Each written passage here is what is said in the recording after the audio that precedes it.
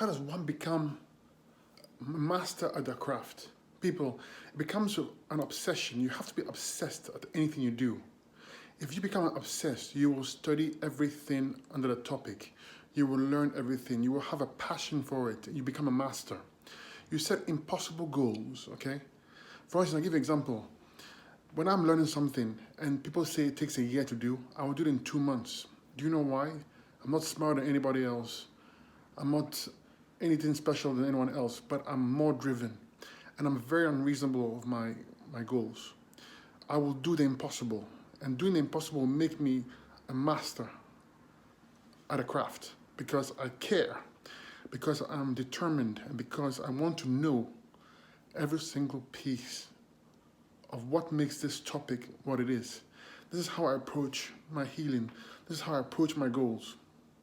And this is how you can approach your goals. There's nothing out there you cannot achieve. You just have to decide that this is for you, and you should want it. Like a drowning man is grasping for his last breath of air.